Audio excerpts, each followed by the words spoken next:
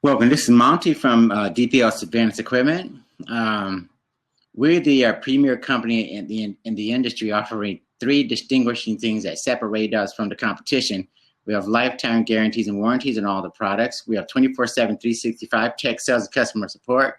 We have perhaps the largest inventory of items that not only can you buy, but you can rent as well. We have a significantly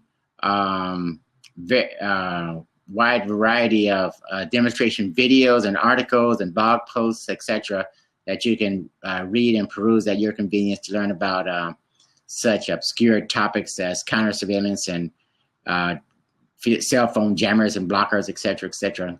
But this particular session has to do with cybersecurity in relation to iPhone vulnerabilities. There's one particular vulnerability that we want to emphasize in this particular session. It has to do with voice and video hacking. Okay, so that's, you heard it correctly, it has to do with voice and video hacking. A number of researchers have found out that iPhones have a certain vulnerability, and it's not exclusively limited to iPhones, okay? For instance, when you go to a YouTube video site, I just want to get my notes in front of me here. When you go to YouTube and you start to listen to certain popular videos or whatever, what's going on is certain researchers have discovered that the Siri voice recognition system or Google's Google Voice are actually fooled into thinking that they should obey commands that are very obscure and not audible to humans. So in other words, you can embed certain commands into YouTube videos, etc., that Siri will pick up or Google Voice system will pick up, and the various other voice recognition services out there. They will pick up these inaudible messages. It's almost like subliminal messages, but the phones will listen to them because, you know, the microphones are always on. They will listen to them and pick them up. So one thing that we do have to keep in mind is that the technology right now is being exploited. And there was a team from Georgetown University. One of the team members, Micah Sherr, he helped author this particular paper talking about Siri and Google Now. Google Now is the voice service, the voice recognition service offered by Google. And I don't know whether or not Amazon's particular service is vulnerable as well. I imagine that most voice recognition services are going to have to be checked and double checked to make sure. But the odds are relatively high that, for instance, if we have 10,000 people that are, you know, with phones that are listening to these secret messages in the Google videos, you know, some hacker embeds some secret message into a YouTube video. If he can get 10,000 people to get their phones compromised, even if he only gets 5,000 of them to load a URL by fooling those phones to go to a website, for instance, and load a URL, then because the URL has malware on it, that's, you know, that's 5,000 smartphones under attack, under attackers' control. So, so the idea, you know, roughly it's a numbers game. You know, the idea is to get 1 million people to watch the video. If 10,000 of them are nearby, the chances that you may get, you know, at least 5,000 of them to actually have Siri on, actually have Google Now on, and have their phones compromised. So we want you guys to be very careful with this particular new discovery, this new vulnerability associated with Android phones as well as Apple's phones as well. So keep in mind that voice recognition services on the phones basically work like this. They typically you want to train them to recognize your voice and your voice only. And if you can do that, then the chances of them listening to embedded inaudible sounds on YouTube, for instance, is, it decreases significantly.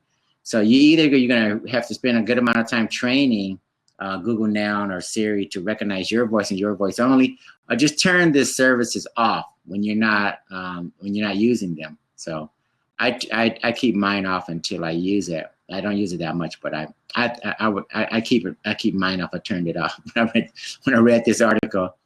So this is just one particular vulnerability. This cybersecurity related newsflash, you guys, is going to be a new offering that we're going to put emphasis on because we're experts in the physical security space, but we want to make sure you guys understand that in the a lot of times what happens is physical security rarely touches upon cybersecurity a lot of times, and they cross over, and they typically overlap in a lot of different areas. So that's where we are. We're in a situation right now where physical security is crossing over into cybersecurity, and there's a lot of overlap. So we just want to make sure you guys understand that when you, I want you to subscribe to these broadcasts on Fire Talk, and make sure you share these videos and bring someone, as we always say, bring a friend, relative, enemy, associate, anyone to these particular sessions. And they're going to be called Newsflash, a cybersecurity newsflash, and then we're going to have a certain topic that we're going to try to cover. I have a partner who I'm working with doing the regular cybersecurity shows. We call it Cybersecurity for You and Your Business.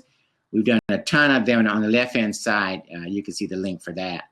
There's only 30 hours, roughly 30 hours of cybersecurity expert advice, opinions, and information articles, et cetera, et cetera. So you're free to download that, take a look at that, take it to work, view it at home, and understand that we're covering such diverse topics as cybersecurity in relation to women and the roles they're playing, cybersecurity jobs, mergers and acquisitions, cybersecurity for kids, the past in terms of where cybersecurity came from. And, there were women in the cybersecurity world way back when there was Germans transmitting secret messages back and forth, and we had a team of women working for working on the Enigma machines created by the Germans they're called the code breakers from Bletchley Park. We have a dedicated cybersecurity show or episode for that. And it's just a ton of information. So again, tune in when you get a chance as much as possible. I'm going to try to schedule a certain time if possible. But if not, just check back here quite often if you can, and take a look at the various episodes that we've recorded, that I've recorded, if it's just me, and we'll make sure you get the latest and greatest information, okay? So some of the things that are going on now, in addition to that new vulnerability, we just wanted to make sure that we emphasize what's going on right now, in addition to some of the other things you guys want to check on. Some of the things that I want to touch on real fast before we close this session. Hi, Miss Cleo. Let's see, we just concluded, I think we just wrapped up the Black Hat and DEF CON conventions in Las Vegas.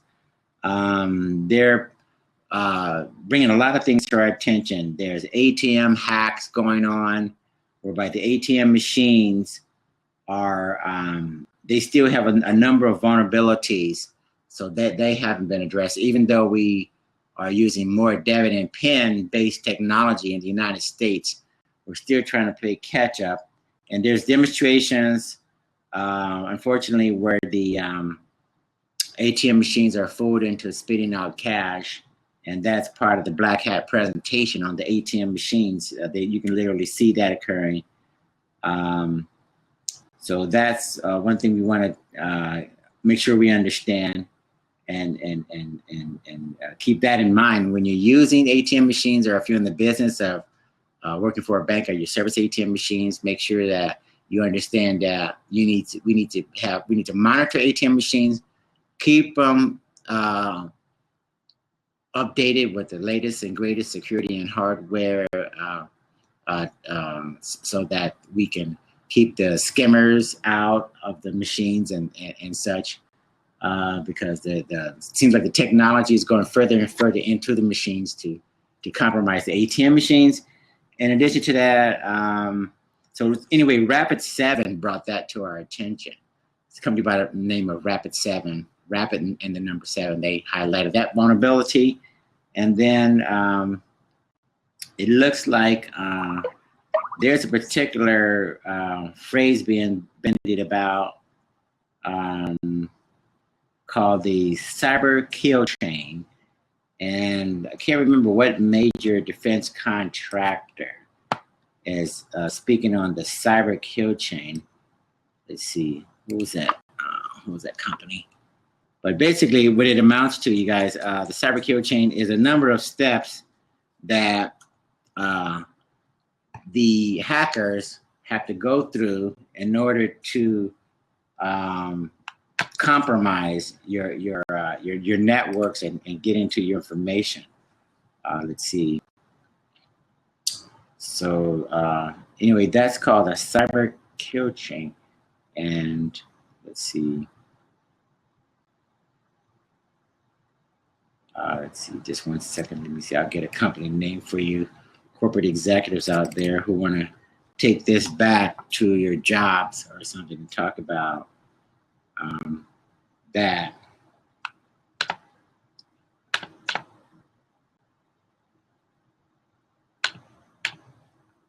Let's see here.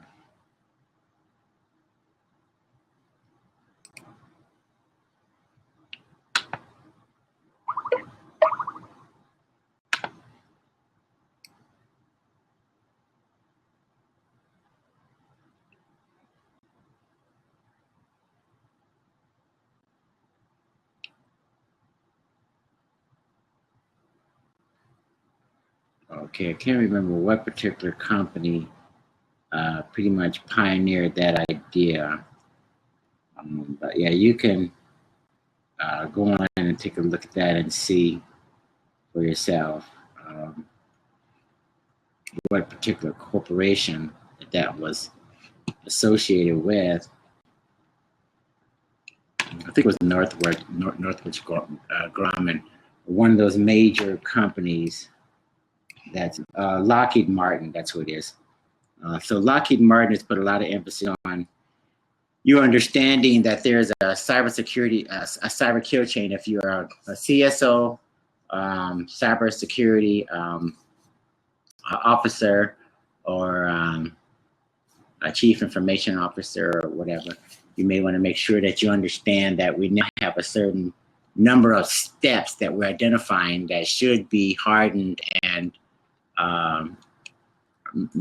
making sure that you understand that you need to go over that kill chain in order to keep your networks, etc., safe. And then Jane Yao of American Bankers talks about gang warfare even amongst ransomware groups. So there's a lot of battling going on even amongst the ransomware gangs. Supposedly, they're like any group of nefarious individuals. There's turf and wars that need to be turf. There's wars over turf, and they want to protect their certain turf or areas where they operate in. So there's a lot of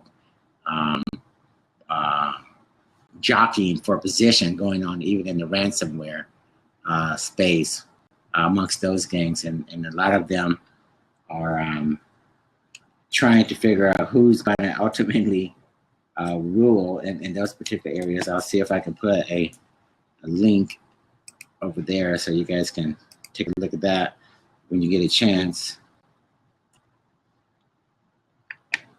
Okay, let's I'll put at least the name of the article. Let's see, I think this link will be rather large, so let's see if I can shorten that link.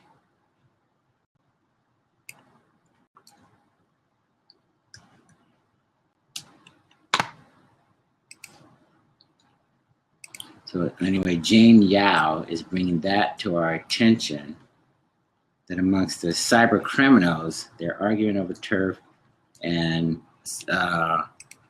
groups are trying to figure out who's going to rule that particular space. So you can click on that link and see how that's going to impact cybersecurity in the future in relation to ransomware.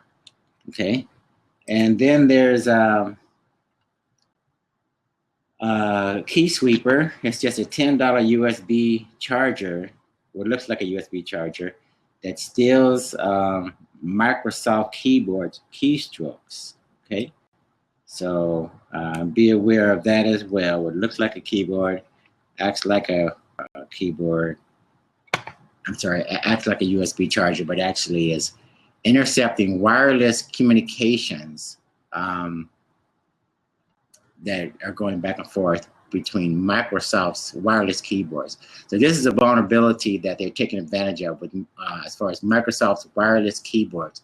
You have what looks like a USB charger plugged into the wall, but it's actually intercepting the wireless communication between Microsoft's keyboards and the laptop or desktop that is associated with. So as those keystrokes travel through the air from the keyboard to the computer or laptop, desktop, this particular charger is intercepting those keystrokes, passwords, usernames, etc., and that's a particular vulnerability that we want you to understand that is going on. So we're going to wrap up this particular session. We just want to let you guys know that there are a number of vulnerabilities out there in the wild, and we're going to do our best to cover as many topics as possible. So we'll call this the cybersecurity newsflash, and then we have a particular main topic, but we'll go into the various other current events and different things that are going on at the same time, just to make sure you guys get as much as possible out of these particular sessions. Okay, so our main expertise has to do with physical security, but because of the overlap, we're going to be looking at cybersecurity vulnerabilities, how it affects you, your workplace, etc., home life, personal life, etc. Particularly because everyone has smartphones nowadays. There's various vulnerabilities that are definitely going to be a part of your regular usage on your cell phones, your smartphones, etc. And then we'll get into, probably next time we'll just give you a teaser. There's a bug in the iPhone that's going to allow various government agencies to compromise those phones, okay? Because of the vulnerability associated with that particular iPhone in the San Bernardino shooting, that was a vulnerability discovered by a firm out of Israel, and but that firm was using that vulnerability for quite a while, and we'll talk about that in further detail. Okay, so we appreciate when you guys bring someone to these sessions. We appreciate if you could share the sessions with someone, and again, take these cybersecurity related videos to work and play them back. You know, when you have your security related meetings and sessions, so that all the employees, and particularly the people in the C-suite, the corporate offices, etc., can understand to make this a priority, okay, within corporate America particularly. We need to get the word out, make sure all the citizens are cyber aware, and that we do the most we can to guard our information on our laptop, desktop, smartphones, etc., and stay safe, okay? So you guys have a great day, and we look forward to having you again in the next session. Okay, bye.